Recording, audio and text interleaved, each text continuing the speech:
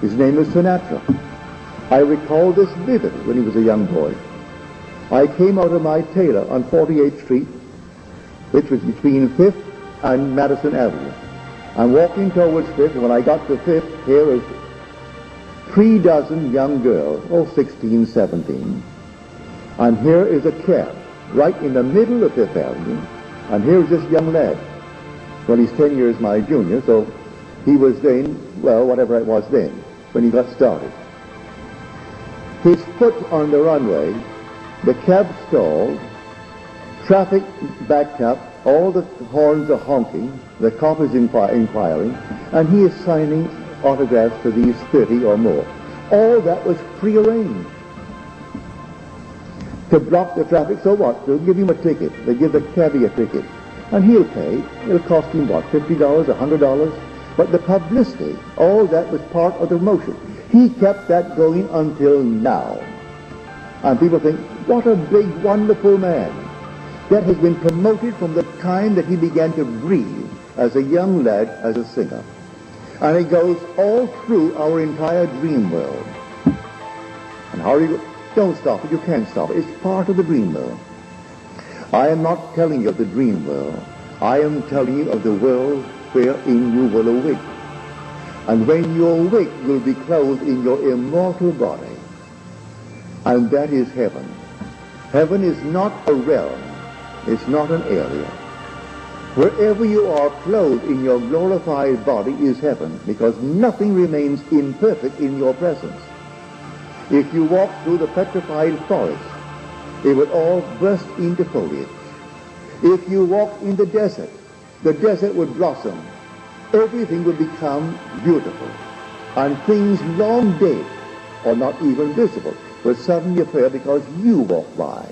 So wherever you go, clothed in your glorified body, which comes with your resurrection, makes every place that you go perfect. For wherever you are, things must be perfect. That's what we are celebrating this week, for they aren't telling it that way. They're telling of a little man who died a horrible death 2,000 years ago. And then they took him down from the tree and then put him in a tomb. But God raised him from the dead. You are the one spoken of, and you are still hanging on that tree in a way, for you are nailed upon this body. And the nails are vortices. 6 vortices. A vortex, a vortex, a vortex, a vortex, and both feet. And they are whirling vortices that nailed you here. And may I tell you from my own experience, it was sheer ecstasy. It wasn't painful. There was no pain whatsoever. Sheer ecstasy. And then oblivion. And that oblivion was a complete forgetfulness of the being that you are. And you are buried in your skull. And in that skull you dream the dream of life, as you are dreaming it now. And because it is a dream, if you know it's a dream, you can dream anything it be. If you know it's a dream. You can control the dream. So what would the feeling be like if it were true? Well, you name what it is you would like to be true. And naming it, you dream it just as though it were true. Remain faithful to your assumption. And that assumption of yours, though at the moment appears to be false and denied by your senses, if you persist in it, it will harden into fact. This is the story, and I am telling you what I know that I have experienced. I have experienced the Lord bringing things into being that I dare to assume because I wanted them to be brought into being. And the other, which is the fulfillment of God's promise. For I was that Abraham, so are you. And we were shown the gospel beforehand. We were given a preview of it. And we were told, you will go into a world that is not yours.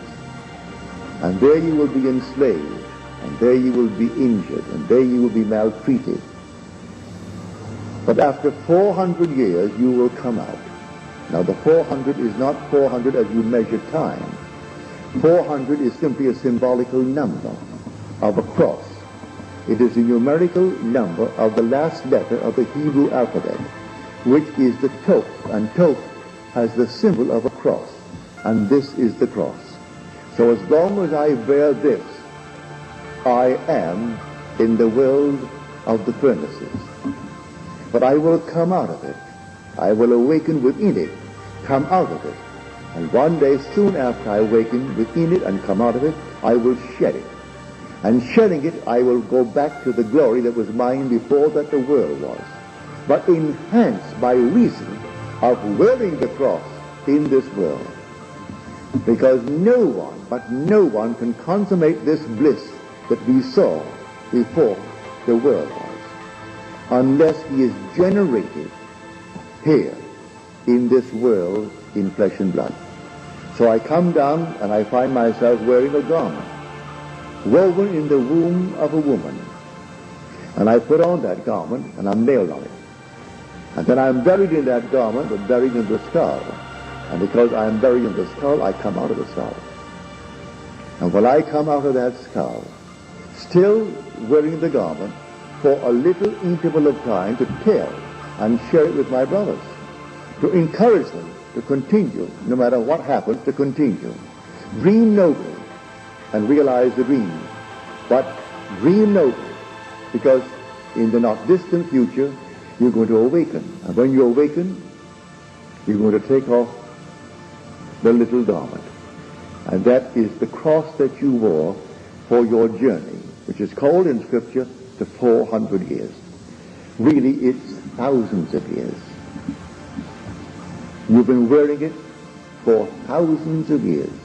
For there is no death, really, only restoration. Transformation in one sense. You move through the gate, don't even know you've gone. Got a call from New York today, 3 o'clock this afternoon. And there was a voice, a very sad voice. I said, hello, you Neville, this is Louise. I have sad news for you. I said, what happened, my darling? She said, Joseph died today. He died in my arms. I said, was he sick? No, just a great, well, a rupture of the aorta. Right in my arms and Neville's arms. Neville is my little namesake, one that I met before he came into this world. He's now 17, so together we held him. And he suffered seemingly for a little while, not too long, maybe a half an hour. He seemed to be in great pain, and then that was it. But he was 77, lived a full, wonderful life, and will leave her a considerable fortune. Factories here, factories in Paris, factories in Puerto Rico. And so, financially speaking, there is no problem, but a great tear. And what did I say to her? Couldn't even get her off the wire. But tell her certain stories that Joseph, he lived a full, wonderful life up to the very end. Up to the end. To him, the spirit world, let it come later, he said. Always let it come later. Tomorrow, tomorrow, and tomorrow.